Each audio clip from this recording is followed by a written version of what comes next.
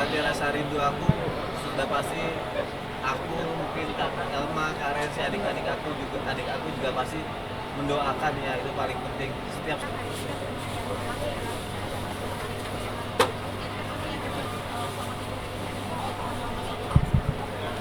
Tuh, tangan lu, Dok. selama 7 hari Oh iya benar tuh. nggak ada mimpi tentang mama, tapi selama 7 hari ini aku sempetin untuk datang ke makam aku sempetin untuk datang ke makam terus ngirim doa terus, Yasin nggak putus-putus buat mama.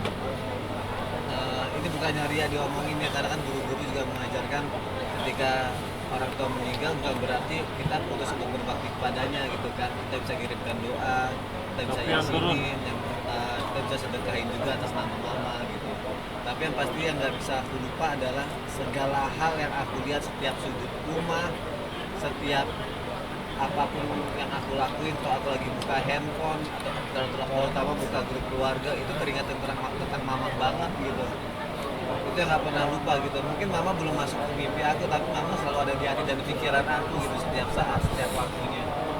Kayak biasanya kalau di grup keluarga itu kan selalu mama yang kirim video lah, video gambar lucu lah, video politik lah, video ceramah agama lah.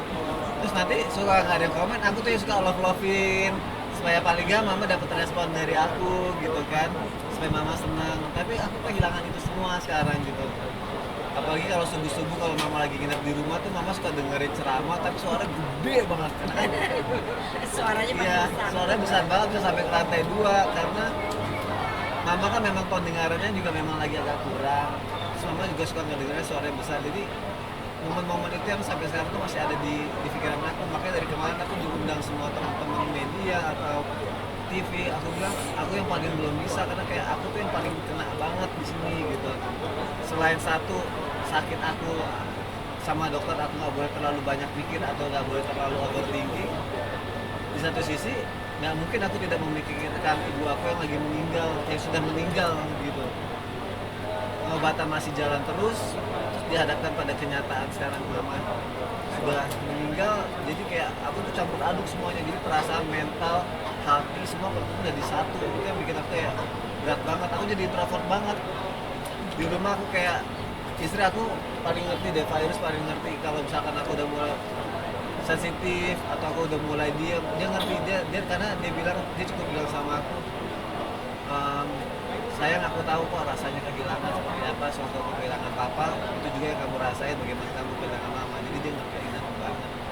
Mengobati rasa rindunya gini kayak gini. Mengobati rasa rindunya.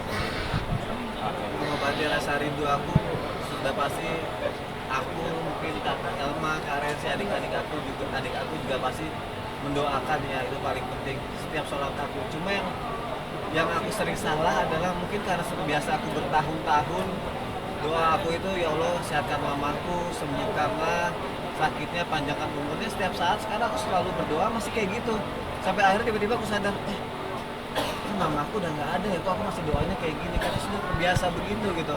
Akhirnya aku ralat, ya Allah lapangkan kuburnya, ampuni dosa-dosanya, terangi kuburnya, jauhkan dari siksa kuburmu, dari siksa nerakamu, masukkan ke dalam surgamu. Setiap saat aku pasti selalu salah berdoa, selalu setiap aku doain secara nggak langsung karena keluar sendiri gitu, karena sudah mendarah daging dan sudah terbiasa mengucapkan sehatkan mamaku, sembuhkan mamaku, panjangkan umurnya, selalu itu yang aku keluar dari mulut aku. Jadi aku cara ngobatinnya pasti selalu kayak gitu, doain dan nulis sesuatu tentang mama aja, kenangan-kenangan tentang mama aku tulis di notes, kadang aku posting di Instagram aku, ngedit video tentang mama, nanti aku posting. Kalau kata guru aku nggak apa-apa, itu cara kita meluapkan rasa rindu kita gitu. Siapa tahu itu bisa menjadi doa, bisa menjadi sebuah karya juga. Itu yang paling penting sih, karena nggak mungkin bisa dilupain, tapi harus bisa dikenang gitu. Dinangisin nggak apa-apa, tapi nggak boleh sampai kita meronta-ronta lewat mulut kita atau menghujat-hujat lewat mulut kita atau mempertanyakan kenapa gitu. Tapi kalau air mata nggak apa-apa. Makanya Ustadz Maulana bilang air mata halal, mulut haram gitu kita berpikir. Soalnya tadi sempat meluapin Diana ya. Tadi sempat mengingatkan kita masalah belum makan aja Iya. ya suapin. Dia bilang kayak mah lagi nggak bisa makan terus nih kata dia gitu. Makanya dipaksain makan. Terus tadi pas disuapin, gede banget sih, udah habisin langsung. Terus udah ya nggak lagi gitu maksudnya. Ya biar nggak sakit karena kan kayak mah juga kegiatannya juga banyak juga. Kita di sini semua lagi berduka juga. Kalau misalnya kita nggak saling jaga, kita juga nggak mau nanti akhirnya kita kehilangan lagi satu sama lainnya gitu. Kayak mah karena sih juga ngingetin Sony kuat ya, pikirannya kuat ya, Sony ngingetin obatnya jangan lupa diminum ya. Jadi kita saling menguatkan gitu karena seperti pesan mama juga keluarga harus akur, keluarga harus saling menguatkan, harus saling mengingatkan. Ya itulah yang bisa kita lakuin, itulah cara kita berbakti terus kepada mama gitu dengan mengingat pesannya dan menjalankan apa yang mama mau. Dalam keadaan sakit sendiri, tambah lagi masih berjuang sakit ya. Tambah lagi bukan karena Nah, itu yang tadi aku bilang aku paling nggak kuat gitu. Setiap yasin, setiap doa pasti nangis. Sampai tadi aku bilang sama guru ngaji aku masih nangis kalau ingat mama gimana. Gak apa, kita cuma manusia. Kan Allah yang nyiptain hati dan perasaan buat kita. Jadi kita juga untuk meluapkan itu juga nggak apa-apa gitu. Yang penting jangan sampai kita merintih, jangan sampai kita menghujat, jangan sampai kita mempertanyakan kenapa ini semua terjadi gitu. Jadi sambil aku terus minum obat, sambil adanya kejadian ini juga ya semua berjalan beriringan lah. Untungnya support keluarga satu sama lain ada. Jadi ya saling sayang, saling jaga semuanya. Menurut Mas Ram, sosok Mama ini sosok Mama yang seperti apa sih untuk Mas Ram dan Baik, mama Mama, sosok terbaik, ya. baik sayang sama semua teman-temannya, apalagi anak-anaknya pasti bisa. Mama cuma mengingatkan pesan terakhir kakak beradik saling bantu, nggak boleh ribut. Terus ya sempat juga sih teman-teman akrabnya mama jangan sampai dilupakan, organisasinya mama jangan sampai terputus, harus terus bersambung karena dia minta mohon dia membangun organisasinya itu 15 tahun, jadi jangan sampai putus di tengah jalan. Jadi kemarin juga aku udah ngomong sama Elma, kita collab nih antara kumpulan Elma dan mama. Jadi nanti kalau kita ada penyumbangan ke tempat panti asuhan bisa bareng-bareng. Itu yang mama kepengen gitu. Pokoknya sama sahabat-sahabat mama yang dia udah bangun itu jangan sampai terputus karena mereka itu susah senangnya sama-sama. Jadi pesannya itu aja. Iya. Yang silaturahmi terus terjalin. Pertama kalinya aku melihat perempuan hebat, perempuan kuat. Itu mama aku dan punya tak banget. 15 tahun sakit. Beberapa tahun terakhir selalu mukul-mukulin tangannya karena mama ngerasain kesakitan. Kita yang sakit sedikit aja tuh ngerasa enak banget ya. Aku yang baru sakit 1 bulan di rumah sakit aja rasanya kayak nggak enak banget, nggak kuat. Ini mama bisa bertahun-tahun mama ngalamin ini dan mama jarang mengeluh. Dan mama bukan tipe orang yang pengen pisahin anak-anaknya. Jadi aku ngeliat mama tuh luar biasa banget, kuat banget. Vonis 2 tahun, mama bisa ngelewatin itu karena mama semangat gitu. Kayak aku selalu bilang, ayo mam semangat, sembuh ya. Nanti kita karaokean lagi karena mama suka banget karaoke. Mama kalau udah diajak karaoke, kalau udah, senang sakitnya hilang katanya kalau udah ngumpul sama temennya. kalau udah diajak ngumpul udah lupa sakitnya gitu. Mentalnya mama sama anak-anaknya jauh. Mentalnya mama lebih kuat dibandingkan kita. Iya. Jadi kalau mama itu mungkin aku ingat banget dulu waktu umroh kita nggak nyampe ke gua Hiro, dia sendiri udah tiba-tiba di atas. Semangatnya luar biasa. Terus paling nggak pernah lupa suruh ngingetin kita tuh sholat. Terus dia selalu memposting di grup itu tentang bagaimana bakti anak kepada orang tua itu selalu. Padahal sebenarnya mungkin kita udah paham ya. Cuma mama itu nggak pernah bosan-bosan untuk bagaimana cara berbakti kepada orang tua. Umur segini aja masih diingetin sholat. Lupa. Ya yang paling sedih tuh sebenarnya waktu yang pas aku kan lagi sakit, terus mama yang bisikin, Sony jangan sakit, biar mama aja yang sakit. Sebenarnya nggak pernah rela. Sampai Oni bilang, aduh Kak Cici, Oni tuh sakit begini tuh. Udah sampai Oni bilang, mama aja bisa kuat sakit kayak gitu, berarti Oni harus kuat ya, sampai kayak gitu. Oni juga bilang gitu. Hebat ya mama ya, Oni yang sakit begini aja udah kayak gimana rasanya. Oh mama bisa sekuat itu ya. Jadi Oni jadi kayak, oh mama hebat ya gitu.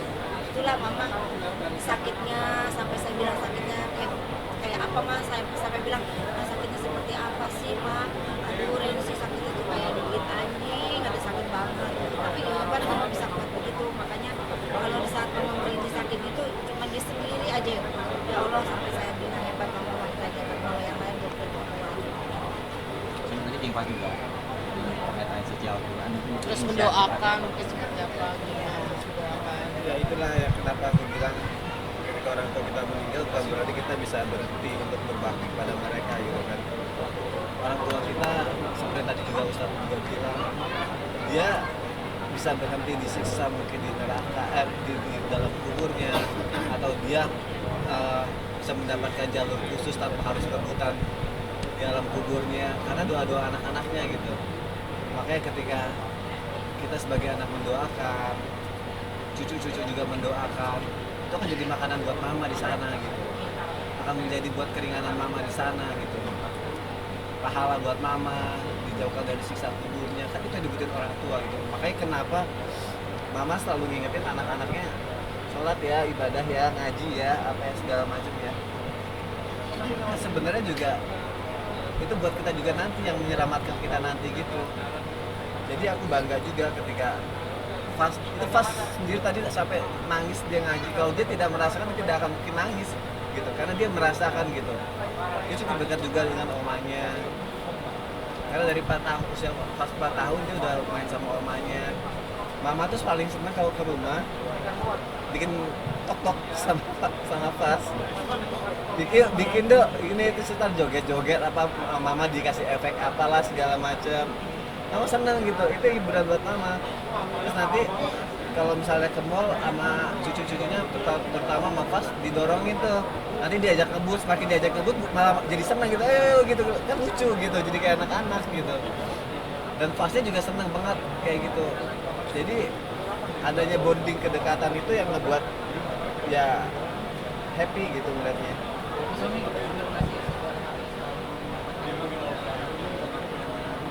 Ya sebisa mungkin, nggak tahu ya, karena ngerasa sebenarnya dalam hati sudah ikhlas, tapi ngerasa belum siap untuk kehilangan gitu.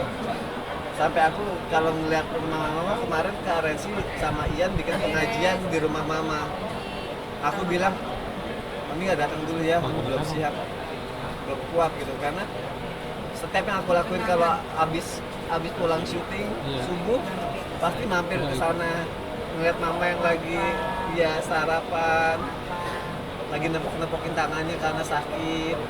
Pasti mama bilang, tuh kan benar, feeling mama pasti Sony datang deh. Itu aja udah bikin senang gitu kan. Terus aku datang nemenin mama sarapan. Saya bilang sama Sony, kalau belum siap gak apa-apa. Malam Jumat kemarin saya sama Adi bikin pengajian kecil untuk daerah lingkungan rumah mama, kan belum ngajiin semenjak meninggal. Ya udah, alhamdulillah beberapa teman yang datang ke situ doain rumah mama biar seneng ya, karena kan rumah beliau gitu. Jadi ya kayak ada hawanya, dia ada di situ gitu loh, kayak mama tuh kayak rasanya kayak di situ kok, anginnya beda ya waktu saya kayak ada di situ gitu. Dimana sih katanya orang ya ibaratnya 40 hari orang bilang lah begitu kan ya, kayak ada ya gimana ya Son, kayak dia tuh di situ gitu hawanya waktu Kak Cici ngaji di situ. Ini bilang ini belum sempet. Aku bilang sama Sony, kalau nggak kuat jangan dulu sampai benar-benar kuat. Karena waktu Kak Cici kemarin buka pintu pertama kali ke situ juga, terus kayak ya Allah ini kayak ada yang ngeliatin rasanya gitu. Cuman ya udah kita beberes, beberesin kamar mama, rapi-rapiin, kayaknya terang gitu, rumahnya bersih, seneng deh alhamdulillah. Dia tuh punya kucing aku tuh nggak pernah dia garuk-garuk gitu kamar aku selama bertahun-tahun tinggal di rumah gitu kan. Hari pas pergi pulang dari rumah sakit hari Sabtu, dia sampai pagi ngapain sini gitu. gur sampai subuh tahajud gur cuma mochi jangan ya mochi jangan kenapa aku mikir kenapa gitu terus sampai sholat subuh dia masih gur nggak taunya pas habis sholat subuh dapet telepon tek baru ngeliat telepon aja tuh Oni langsung nangis karena Oni mikir kan selama mama sakit setiap dapat telepon dari keluarga tuh selalu deg-degan ya apalagi ini di waktu subuh gitu ini pasti ada apa-apa gitu ini ada pertanda jadi baru teleponnya belum diangkat aja udah nangis tuh udah sama Virus saya tolong angkatin aku udah nangis tuh terus Virus juga udah nggak enak perasaannya pas diangkat benar kata mama kayak mama meninggal. Dan yang lucunya lagi, kucing yang di rumah mama itu 5 biasanya tuh selalu nemenin mama tidur. Pas dia lihat gak ada mama tuh kayak mukanya lesu semua diri kayak orang tiduran aja, kayak orang sakit itu kucing-kucingnya. Mungkin dilihat yang di kamar tuh nggak ada, nggak ada yang biasa saya temenin gitu. Sampai sekarang loh, itu kucing gak ada ceria-cerianya Biasanya gitu. katanya lari-lari mecahin gucinya oma mulu Iya. katanya. Sampai oma bilang, ini guci kebanyakan pecah, vas bunga kebanyakan pecah. Sekarang jadi diem. Dia pada diam sama kucingnya, nggak ada yang lari-larian lagi. Anteng.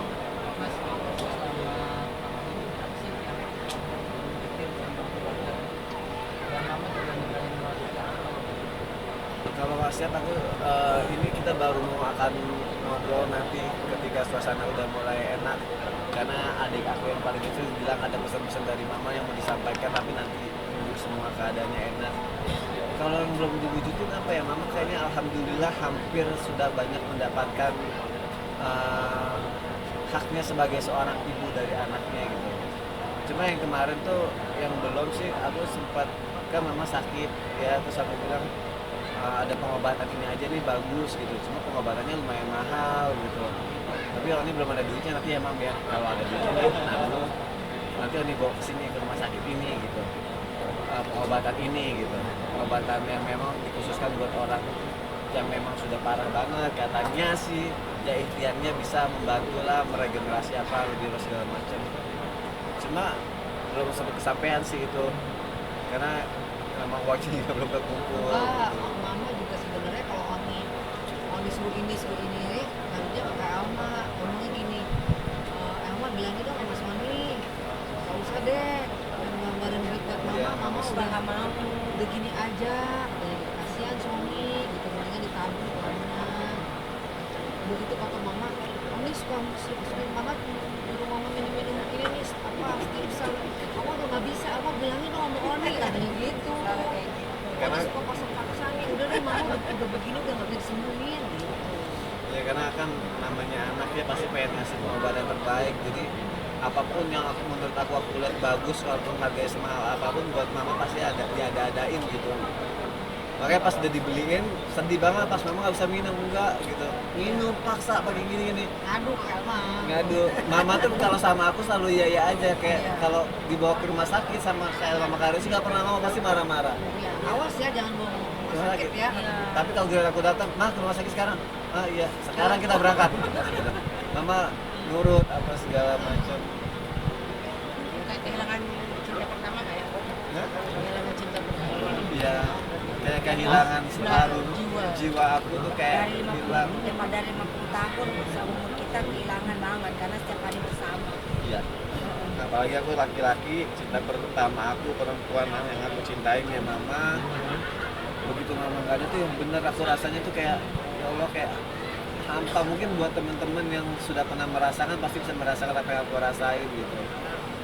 Bener-bener hilang banget dari diri aku kayak kosong gitu kayak sebenarnya kayak ngerasa aku tuh kayak udah nggak bisa hidup dulu aku sempet pernah berpikiran atau doanya gini ya Allah jangan mama yang meninggal biar aku aja duluan yang meninggal biar aku nggak ngerasain mama aku meninggal aku sempet berdoa kayak gitu tapi aku berpikir gitu aku juga punya keluarga gitu kayak terus juga inget kamu punya anak-anak yang harus kamu bahagiain kalau nggak ada kamu nanti anak-anak kasihan anak-anak masih kecil-kecil sayang kamu nggak boleh ngomong kayak gitu cuma nggak tahu dulu tuh saking cintanya aku sama mama aku sampai ngomong kayak gitu dan sampai saking nggak pengen lihat mama meninggal, makanya aku sampai bilang aku duluan aja deh ya Allah yang meninggal, jangan mama aku gitu, karena aku nggak akan siap menerima keadaan seperti ini.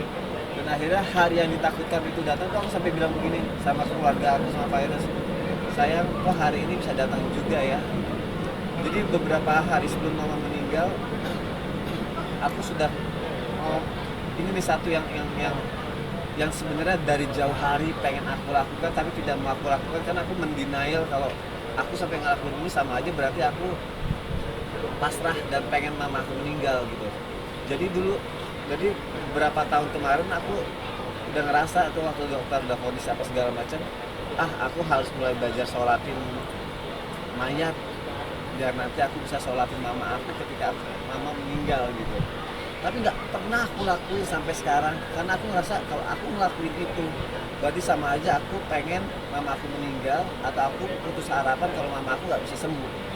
Sampai aku nanya sama Ustadz apa harus aku lakuin? Ya sebenarnya lakuin aja, tapi aku bilang nggak bisa. Kalau aku lakuin aku punya prinsip berarti aku sama aja aku nyerah dengan keadaan mama. Sedangkan aku selalu berdoa sehatkan, sembuhkan, panjangkan umurnya. Ya bisa dibilang sekarang ya sebelum hari Jumat H-5 lah akhirnya aku mulai ngelakuin itu. Aku coba baca cara nyolatin orang seperti apa, terutama jenazah perempuan, tapi sudah terlambat karena aku belum terlalu bisa dan belum terlalu hafal doanya. Akhirnya aku bisa itu sampai sekarang, kenapa nggak aku lakuin ya biar aku yang nyolatin mama gitu. Tapi paling nggak istri aku nguatin, nggak apa-apa, yang penting kamu sudah berbakti selama ini sama mama, kamu udah azanin mama. Terus yang paling aku ingat adalah ketika aku buka kain kafan mama tuh di dalam kuburan, terus aku ngeliat muka mama terakhir kalinya, aku pegang muka mama terakhir kalinya kayak dingin banget, terus aku tempelin ke tanah sebelum ditutup. Itu yang sampai sekarang masih kebayang-bayang banget sama